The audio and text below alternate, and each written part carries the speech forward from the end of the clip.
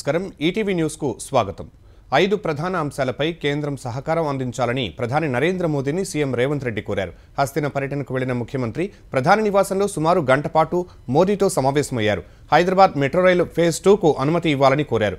Phase 2 కింద 24,269 కోట్ల అంచనా వ్యయంతో 76.4 కిలోమీటర్ల పొడవైన మెట్రో కారిడార్ను ప్రతిపాదించామని వివరించారు. రీజనల్ రింగ్ రోడ్డు ఉత్తర భాగంలో 90% భూసేకరణ పూర్తయినందున వెంటనే దక్షిణ భాగం మంజూరు చేయాలని రేవంత్ కోరారు.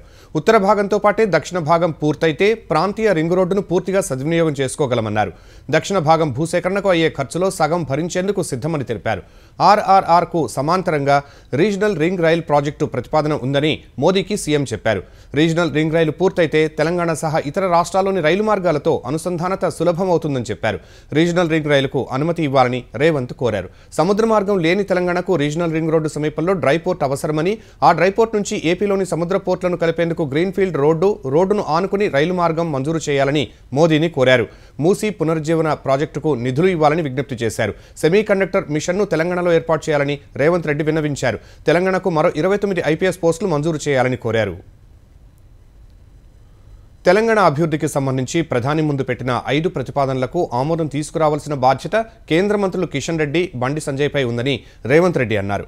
ఢిల్లీలో విలేకరులతో ఇష్టాగోష్ఠిగా మాట్లాడిన ఆయన మెట్రో విస్తరణ ప్రాజెక్టు కేంద్ర కేబినెట్ ముందుకు రాకుండా కిషన్ రెడ్డి అడ్డుకున్నారని ఆరోపించారు. ప్రధానికి ఇచ్చిన 5 ప్రాజెక్టులు సాధిస్తే కిషన్ రెడ్డికి సన్మానం చేసి గండపెండేరం తొడుగుతారని చెప్పారు.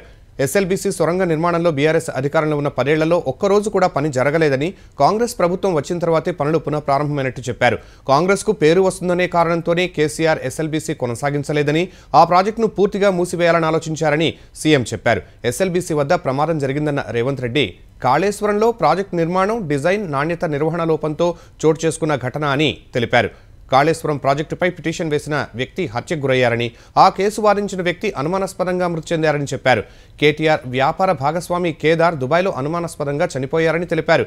ఈ మరణాలపై కేటీఆర్ ఎందుకు స్పందించట్లేదని ప్రశ్నించారు. వీటిపై జ్యుడిషియల్ విచారణ ఎందుకు కోరట్లేదని రేవంత్ రెడ్డి అడిగారు. తెలంగాణలో ఉపాధి కూలీలకు ఇందిరమ్మ ఆత్మీయ భరోసా నిధులు విడుదలయ్యాయి.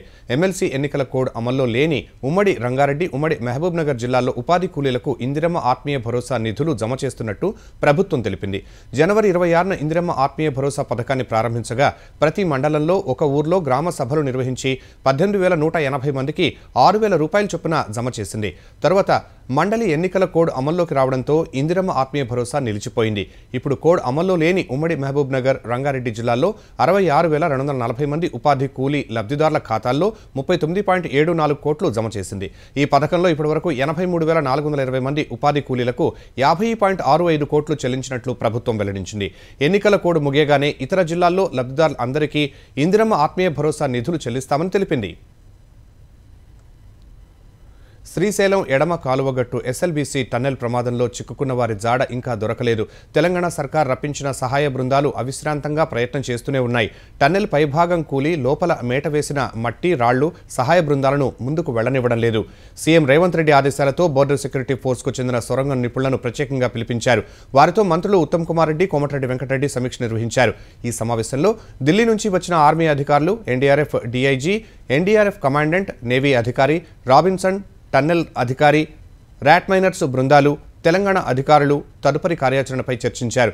ఎస్ఎల్బీసీ టన్నెల్లో చివరి 40 మీటర్ల ప్రదేశాన్ని కూడా దాటిన సహాయ బృందాలు సుమారు 7 నుంచి 9 మీటర్ల ఎత్తున పూర్తిగా మట్టితో నిండిన ప్రాంతం అడ్డుగా ఉందని గుర్తించారు. పూడుకున్న మట్టిని తీస్తే తప్ప టన్నెల్ బోరింగ్ మిషన్ ముందు భాగానికి వెళ్లలేని పరిస్థితి ఉందని మంత్రుల సమీక్షలో వెల్లడించారు. మట్టి తొలగించే ప్రయత్నాల్లో ఉన్నట్లు వివరించారు. ప్రమాదం జరిగిన ప్రాంతమంతా పూర్తిగా మట్టితో నిండిపోయిందని ర్యాట్ మైనర్స్ తెలిపారు. ఇంకా నీటి ప్రవాహం కొనసాగుతోందని వివరించారు. దేశంలో లోక్సభ నియోజకవర్గాల పునర్విభజన చేపట్టాలని కేంద్రం భావిస్తే ఆయా రాష్ట్రాలు దేశానికి అందిస్తున్న ఆర్థిక భాగస్వామ్యానికి అనుగుణంగా చేపట్టాలని బీఆర్ఎస్ కార్యనిర్వాహక అధ్యక్షుడు కేటీఆర్ డిమాండ్ చేశారు.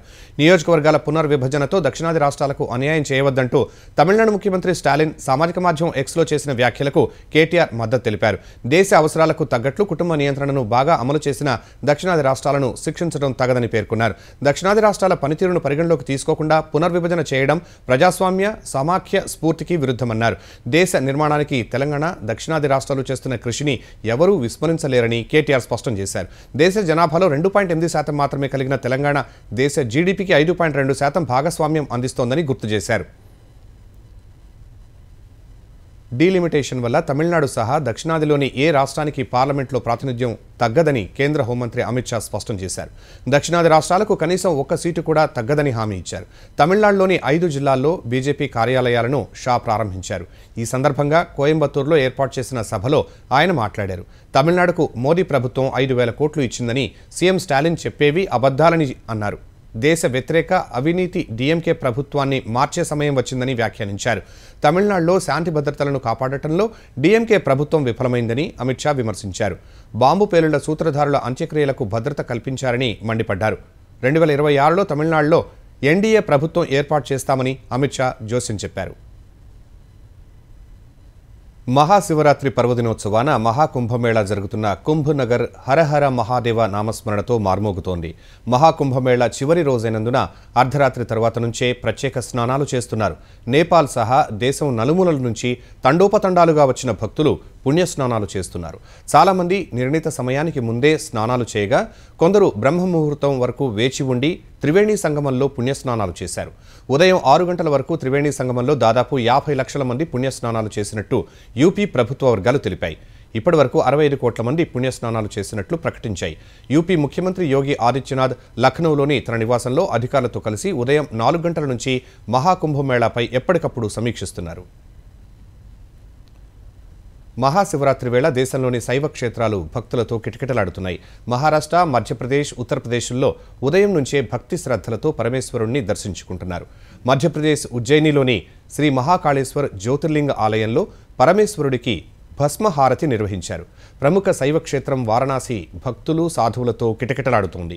దేశ విదేశాలకు చెందిన భక్తులు తరలిరాగా ఓ హెలికాప్టర్ ద్వారా భక్తులపై పూలవర్షం కురిపించారు. ఇటలీకి చెందిన పలువురు యువతులు ఆధ్యాత్మిక వస్త్రాల్లో వచ్చి శివుడిపై భక్తిని చాటుకున్నారు. పరమేశ్వరుణ్ణి కొలిచేలా భక్తి పాటలు పాడి ఆకట్టుకున్నారు. ఉత్తరాఖండ్ హరిద్వార్ వద్ద గంగానదిలో పుణ్యస్నానాలు చేసిన భక్తులు పరమేశ్వరుణ్ణి కొలిచారు. దెహ్రాదూన్లో శివలింగానికి పాలు, పూలతో అభిషేకం చేశారు. ఢిల్లీలోని ప్రాచీన శివాలయంలో బీజేపీ ఎంపీ బన్సూరి స్వరాజ్ అభిషేకం చేశారు. హర్యానా సీఎం నాయబ్ సింగ్ సైని ఢిల్లీలోని ఓ ఆలయంలో ప్రత్యేక పూజలు నిర్వహించారు. కర్ణాటక కలబురిగిలోని ఆలయాలు శివనామస్మరణతో మార్మోగుతున్నాయి.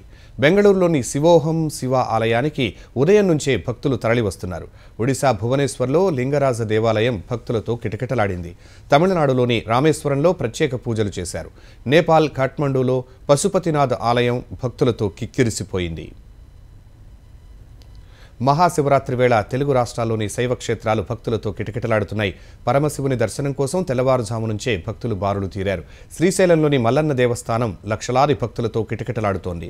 శివమాల వేసుకుని కాలినడకన నల్లమల అటవీ ప్రాంతం గుండా వేలాది మంది భక్తులు శ్రీశైలం చేరుకున్నారు. పాతాళగంగలోని స్నానం చేసి భ్రమరాంబ మల్లికార్జున స్వామిని దర్శించుకుంటున్నారు. పంచారామ క్షేత్రం ద్రాక్షారామంలో భీమేశ్వరుణ్ణి దర్శించుకునేందుకు భక్తులు బారులు తీరారు. నంద్యాల జిల్లాలో మహానందిని దర్శించుకునేందుకు భక్తులు పోటెత్తారు. ప్రసిద్ధిగాంచిన కోటప్పకొండ త్రికోటేశ్వర స్వామి ఆలయానికి భక్తులు భారీగా చేరుకున్నారు. స్వామికి బిందె తీర్థంతో అర్చకులు తొలిపూజ చేశారు.